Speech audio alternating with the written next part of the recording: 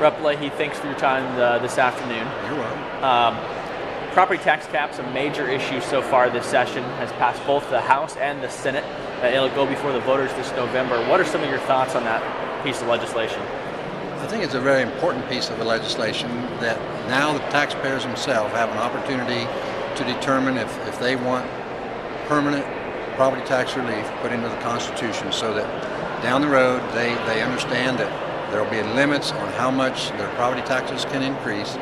And it's also going to be very, very beneficial to attracting companies and jobs to Indiana, because now companies know that if they come to Indiana, there is some limitations and some confidence in what their property taxes will be in the future, and that there's some guideline on how limits are on how high they can go. So I think it's going to be a good plan for businesses in Indiana. We've also dealt with other bills surrounding property assessments.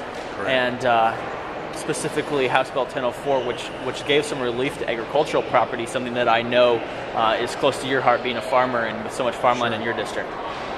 Yeah, and if people understand the assessing process for farmland, it's a 6-year rolling average of revenues or profits in crop production. As most farmers know, we had a couple years there where the prices were very high, and that transferred into very high assessments for farmland. So we did a couple of things that would help reduce that burden by taking out the high and the low years in that 6-year rolling average and pick the 4 in the middle to generate those assessments. And also a plan was added at the end that would cap the increase in tax bills, not in assessments, but in the tax bills, to the consumer price index. So property taxpayers have the confidence that if this gets through the process, that there will be a limit on how high or how fast their tax bills can rise. The governor gave his State of the State address this week. Did you have any thoughts and reactions to what he had to say, and are you confident in the way Indiana is going forward?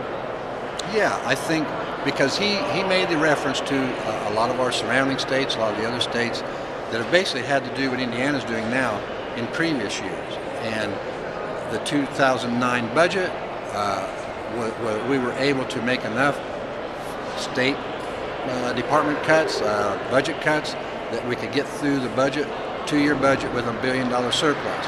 Now we've seen revenues have dropped, income taxes, state income taxes, state sales taxes have declined.